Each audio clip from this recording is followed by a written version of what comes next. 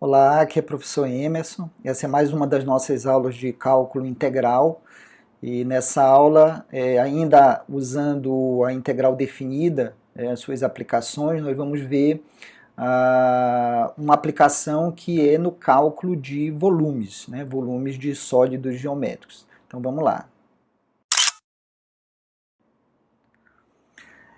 Então veja só, a primeira coisa que nós vamos olhar aqui é a ideia de cilindro, tá? É uma expansão da ideia de cilindro. Um cilindro, essencialmente, é um sólido geométrico que ele é formado por duas bases paralelas e todos os pontos que são contidos a partir da união das retas paralelas a essas duas bases.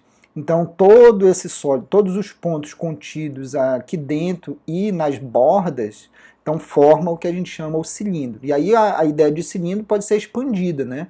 O cilindro, ele, que a gente conhece geralmente, é o cilindro com base circular, que é esse caso aqui, mas na realidade a gente pode expandir essa ideia. Então, no caso aqui, ó, isso aqui é um cilindro, né, base B1, B2, tá? São bases paralelas e aqui é a altura do cilindro. Então, pode ter uma base qualquer, pode ser uma figura geométrica qualquer. Então, aqui está de forma geral, aqui é o caso específico quando se tem um círculo, tá? E aqui é o caso quando a gente tem um paralelogramo, né? Tem um paralelogramo. Então, como é que calcula o volume de um cilindro, né? A gente vê lá da geometria espacial básica, né?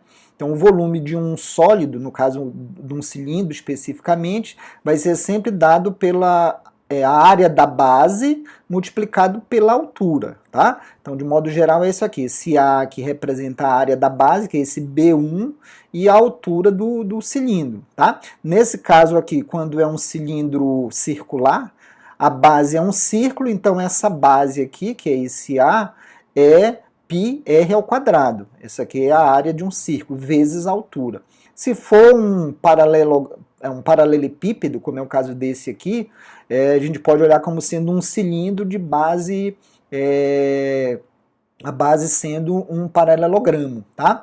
Então seria a área da base, né, que é esse lado vezes esse lado aqui, e vezes a altura, tá? Então, em outras palavras, multiplicar as três dimensões, a gente tem, então, o volume de um sólido como esse aqui, tá? Então, essa é a ideia geral de cilindro. Mas vamos ver aqui um sólido geométrico qualquer, tá? Então, imagina o seguinte, você tem um sólido S, e aqui ele está representado nesse sistema cartesiano aqui, e ele está limitado no intervalo de A até B, tá? E aí, no ponto A e no ponto B, é como se a gente tivesse dado um corte aqui nesse sólido, e aí forma a área dessa base, e aqui a área dessa outra base. Seria a área da base desse sólido no ponto B e aqui no ponto A. E aí a gente faz o seguinte, dá um corte nesse sólido, tá? Passa um plano, seria um plano perpendicular ao eixo OX. Quando a gente passa esse plano aqui, a gente obtém então uma seção, né, que a gente chama seção transversal aqui do sólido. Então formando essa parte aqui que seria como se fosse uma outra base, tá? Então isso aqui é chamado uma seção transversal. E quando faz isso, nesse ponto aqui, que seria um ponto genérico X qualquer, forma-se uma área, tá? Uma área específica, ou seja, em cada ponto que a gente passar esse plano, vai ser formado uma seção transversal e formando assim uma área dessa seção, tá? Então, veja só, no caso aqui desse sólido, imagina o seguinte, num pequeno intervalo, ΔX, a gente dá dois cortes e a gente pode olhar esse sólido que é formado aqui de duas maneiras. A gente pode olhar o sólido, seria um sólido S1, que seria um pequeno sólido aqui, tá? E o cilindro CI, tá? Que seria, quando a gente considerar as duas bases, né? Dado esses dois cortes, considerar as duas bases tendo a mesma medida. Então a gente pode olhar o seguinte, que o sólido SI, que seria um pedaço desse sólido grande aqui, ele vai ser aproximadamente igual o pequeno o cilindro aqui, tá? Que seria a parte já considerando as bases iguais, as bases congruentes aqui. Então a gente pode dizer que o volume do sólido em si, que seria um pedaço do sólido grande, ele é aproximadamente o volume do pequeno cilindro, né? Sendo que o volume do pequeno cilindro, a gente sabe que seria o quê? É a área da base vezes a altura. A área da base é a área da seção transversal, que vai ser tanto o valor dessa base desse lado como a base desse lado, que seria no xi, no xi menos 1. Tá? E aí a altura do cilindro seria esse ΔX. Então, o volume do pequeno sólido vai ser aproximadamente o volume do pequeno cilindro, que é dado por isso aqui. E aí, ó, o que acontece?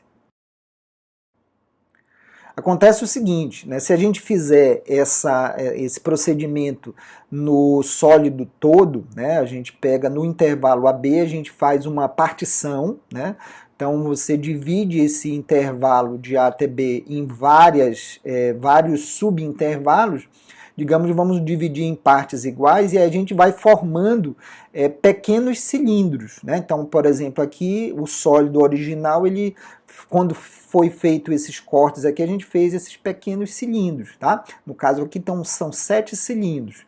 E aí o que acontece? O volume do sólido original, ele pode ser dado aproximadamente pela soma dos volumes desses sólidos separadamente, né? Quando a gente somar o volume de cada um desses sólidos, do volume desse sólido, a gente tem o volume do sólido como um todo, aproximadamente, né? Porque tem umas partes que vão ficar de fora. E aí a gente sabe, cada um desses pequenos cilindros aqui, o volume dele é a área da base, que seria a área da seção transversal, vezes a altura, que é esse pedacinho aqui, ó. Cada um deles, digamos, tem a mesma medida. Então, quando a gente faz essa soma, a gente tem aproximadamente o volume do sólido como um todo, que a gente pode representar em termos de representação de somatório, pode ser desse jeito aqui, ó. Seria o somatório das áreas, né? A de xi, né, estrela I, que seria exatamente um ponto aqui nesse pequeno intervalo, e vezes ΔX, sendo que esse I, no caso específico aqui, está variando de 1 até 7, porque são 7 cilindros. Mas isso a gente pode generalizar. Aí o que acontece? A ideia intuitiva é que quanto mais a gente diminuir o tamanho desse ΔX, ou seja, a gente vai aumentar a quantidade de subintervalos, o volume, né, do sólido original vai se aproximar cada vez mais do volume da soma desses pequenos cilindros, né? E aí a gente vai ter alguma coisa desse tipo aqui, ó. Ó, o volume do sólido, imagina que a gente pegou agora, eu dividi esse intervalo de A até B em N intervalos, tá? Então, N intervalos. E aí o que acontece? O volume real do sólido original poderia ser definido como sendo o limite desse somatório, né, que agora não variando somente de 1 até 7, como é o caso aqui, mas de modo geral de 1 até n, né?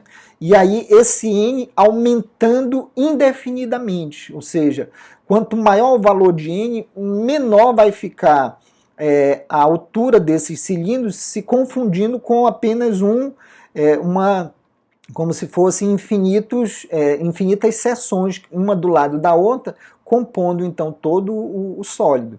E aí a gente pode definir que o volume do sólido seria o limite desse somatório, que é o somatório dos volumes de cada um dos cilindros, quando o n tende ao infinito. tá? Mas o que é isso aqui? Conforme a gente já estudou anteriormente, isso aqui é justamente a definição de integral, né? Ou seja, seria a integral, vamos olhar assim, ó, a integral de A de x, né, onde A representa então a área das seções, tá certo? A de x dx, né? Ao invés de delta x é dx, a integral no intervalo de quanto? De A até B. Então a gente pode definir o volume de um sólido geométrico desse tipo aqui como sendo a integral da área da seção no intervalo de A até B, tá? Então a gente pode definir desse jeito. No caso específico agora de sólidos de revolução ou sólidos de rotação, que a gente chama, que é o quê? A ideia é essa aqui, ó. A gente tem uma função y igual a f de x, aqui é um pedaço do gráfico dessa função, e aí num intervalo de A até B, a gente pega esse pedaço aqui e faz uma rotação, no caso aqui específico, em torno do eixo do x. Quando a gente faz essa rotação, é formado um sólido, tá? É formado um sólido aqui, esse sólido que a gente chama sólido de rotação ou sólido de revolução. E aí, o que acontece? Nesse sólido que é formado, a base que tem aqui é justamente, se é rotação, a base que é formada é um círculo. É um círculo. Então, a área dessa base seria um círculo. Tá certo? Onde esse círculo que aparece aqui, o raio dele, ele é justamente o tamanho, o valor da função, né? Então a gente pode dizer o seguinte, que no caso específico aqui, ó, como a gente viu que o volume de um sólido qualquer vai ser a integral da área dessa base dx no intervalo AB. Então no caso específico, a área da base é a área de um círculo, né? Ou seja, a gente sabe que a área do círculo é π vezes r ao quadrado. O π, que é uma constante, e o r ao quadrado, ou seja, o raio ao quadrado, só que o raio ele é justamente o valor da função, né? Por exemplo, um ponto bem aqui, o raio seria esse tamanho aqui, mas o que é isso aqui? É o valor da função nesse ponto. E assim, cada ponto aqui nesse intervalo AB. Então, em síntese, a gente pode dizer que o volume de um sólido de revolução, ele pode ser dado pela integral, a partir dessa fórmula aqui, da área do círculo, né? Ou seja, π vezes o raio ao quadrado, ou seja, π vezes o valor da função ao quadrado. Como o π é uma constante, eu posso jogar aqui para fora. Então, eu posso usar essa expressão para representar o volume do sólido de revolução, tá? Vamos ver uns exemplos aqui. Então veja só, nessa ilustração, vamos determinar o volume do sólido formado pela rotação da área limitada pela curva y igual a raiz quadrada de x no intervalo de x variando de 0 a 1. Tá? Então, o que a gente vai fazer é rotacionar em torno do eixo x. Está aqui, ó. Então, imagina, no intervalo de 0 até 1, o gráfico da função y igual a raiz quadrada de x é isso aqui, ó. Tá? E aí, em cada ponto, cada valor de x aqui, a altura, ou seja, esse tamanho aqui é justamente o valor da função, raiz quadrada de x. E aí rotaciona em torno do eixo x e é formado esse sólido aqui. Tá? Então, o que a gente vai fazer? Calcular esse volume usando direto aquela fórmula. Tá? Então aqui, ó, a função é essa, y igual a raiz quadrada de x e a fórmula é essa aqui. O volume é π, a integral de A até B, do valor da função ao quadrado dx, tá? Então a gente tem o seguinte, vou substituir, quem é f de x? F de x é o próprio y, né? No caso, raiz quadrada de x. Então fica assim, ó. Então o volume desse sólido lá vai ser π, a integral, qual é o intervalo? De 0 até 1, de quem? De f de x ao quadrado, ou seja, raiz quadrada de x elevado ao quadrado. Essa raiz quadrada de x elevado ao quadrado simplifica. Quando simplifica o 2 daqui com 2, fica só x. Então, calcula a integral de x dx. Ora, a integral de x, né, a gente já sabe que é x ao quadrado sobre 2, né? Então, no intervalo de 0 a 1 vai ficar assim, ó. Então, fica π x ao quadrado sobre 2, que é a integral de x, no intervalo de 0 a 1, e aí você vai aplicar, isso aqui na realidade é a primitiva, né? Usando o teorema fundamental do cálculo, é calcular o valor da função no 1 menos o valor da função no 0. Substituindo, ó, vai ficar assim, ó, π, substituindo por 1 ao quadrado sobre 2, menos, substituindo por 0 ao quadrado sobre 2. Fazendo essas contas, isso aqui claro que vai dar 0, e o resultado aqui vai dar 1 ao quadrado é 1 sobre 2 vezes π vai dar π sobre 2. Então, o volume daquele sólido lá vai ser π sobre 2, tá? Vai ser π sobre 2, unidade de volume, que a gente não sabe se está em metro ou centímetro e tal, né? Então, unidade de volume. Se estiver em centímetro, vai ser centímetro cúbico. Se estiver em metro, vai ser metro cúbico e assim por diante, tá? Mas o volume, então, vai ser isso aqui, usando direto o resultado. Mais um exemplo aqui, ó, mais uma ilustração. Agora, determinar o volume do sólido formado pela rotação da área limitada por essa função, por essa curva aqui, y igual a x ao cubo. Agora, o intervalo a gente vai considerar não mais no eixo x, e sim no eixo y. Ou seja, o y variando de 0 a 8. Tá? Então, cuidado. Então, a rotação agora está aqui, ó. A função dada é essa, tá? A função é y igual a x ao cubo. Quando a gente faz o gráfico dessa função y igual a x ao cubo, é esse gráfico aqui, tá? X igual a y ao cubo, que, no caso, a gente vai rotacionar não em torno do eixo do x, mas em torno do eixo y. Se é em torno do eixo y, então é importante que esteja x escrito em função de y. E é o que a gente faz aqui, ó. Então, y igual a x ao cubo isola o x, é o mesmo que x igual a raiz cúbica de y. Então, você está olhando a função como sendo essa aqui, porque está rotacionando em torno do eixo y, tá? E aí o problema diz que é para variar o y de 0 até 8. Então, de 0 até 8. Então, é dado por isso aqui, tá? Então, quando faz essa rotação, o sólido que forma é esse aqui, tá? É esse sólido aqui. Então, vamos calcular usando aquela fórmula lá. Então, olha só, a função agora a gente vai olhar em termos de x em função de y, então na realidade é x igual a raiz cúbica de y, e aí olha só, o volume a gente vai olhar agora em termos de y e não em termos de x, porque a rotação é em torno do eixo y. Então fica assim, ó, vai ser π, a integral de a até b, só que agora ao invés de f de x ao quadrado, vai ser f de y ao quadrado, e aqui dy, né, porque está variando em torno do eixo y. Então é desse jeito que a gente vai utilizar a fórmula. Então substituindo, ó, então, claro, f de y é o mesmo que x, tá? F de y é o mesmo que x. Então o volume vai ser igual a π, a integral de 0 até 8 dessa função, ou seja, de x, né, ou seja, de f de y. Então vai ser raiz cúbica de y elevado ao quadrado, né? Que representa, no caso, o raio do círculo da base. Então, raiz cúbica de y elevado ao quadrado.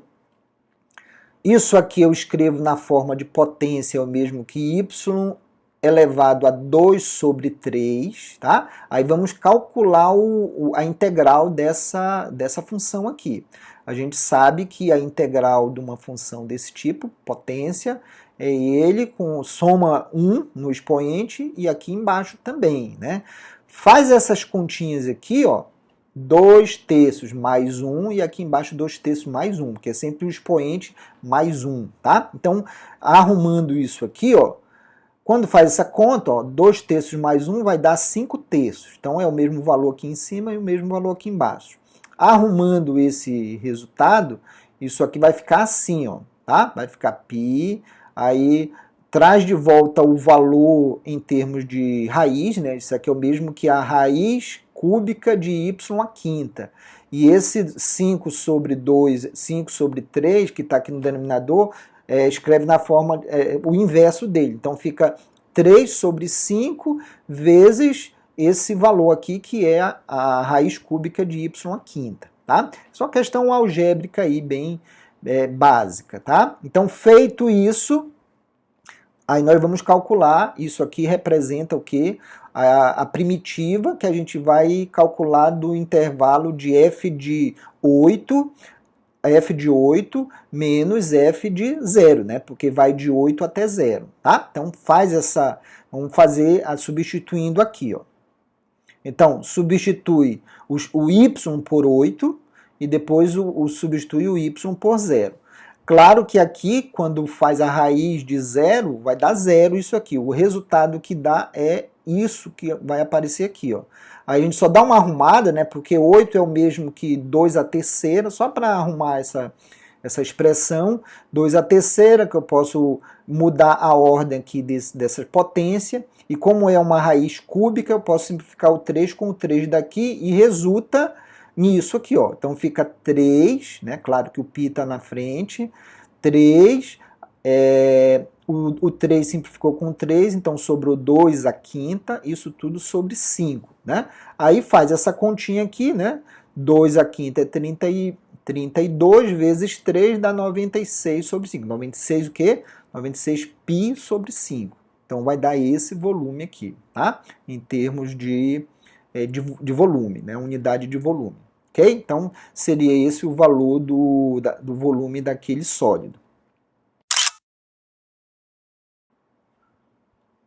Para finalizar, apresento aqui, deixo para vocês essa situação problema, que é para calcular o volume de um lago. Né? Tá aqui um lago, e diz o seguinte, o lago, esse lago aqui, ele tem aproximadamente, um lago, né? Ele tem aproximadamente a forma da metade inferior do sólido representado abaixo, que é esse sólido aqui. Obtido pela rotação em torno do eixo do x da curva, essa curva aqui, ó. Então é dada essa curva, então digamos essa parte aqui, ó, tá? Da curva. Isso aqui é uma elipse, tá? E aí essa parte da curva, a parte positiva aqui, faz uma rotação em torno do eixo x. E quando faz essa rotação, a gente obtém esse sólido aqui, seria um elipsoide, que a gente chama, né? Mas aí o que está dizendo aqui é o seguinte, que o lago que a gente está investigando, o volume dele, o formato dele, a parte interna, ele tem, digamos, a forma aproximada da metade desse sólido, ou seja, essa parte aqui de baixo, como se fosse isso aqui, ó. Isso aqui variando de menos 2,4 a 2,4, né? Essas unidades aqui, elas são dadas em quilômetros, então de menos 2,4 a 2,4 quilômetros, então é esse tamanho aqui, né? Então seria aproximadamente um lago de 4 quilômetros, 4,8 quilômetros, mais ou menos, seria o tamanho daqui para cá, tá? Então a questão que coloca aqui é a seguinte, ó, qual é o volume de água desse lago, sabendo que o x e y são dados em quilômetros, tá? Então, pensa um pouquinho, tá? Significa dizer que a gente vai trabalhar, se a rotação é em torno do eixo x, então você vai isolar o y para escrever em função de x e vai calcular, no caso, usando o que a gente viu, a integral lá do volume do sólido no intervalo de menos 2,4 a 2,4, isolando o y, tá? Então, tente dar uma olhada direitinho, pensa um pouquinho, tá? E tente fazer. Tudo bem?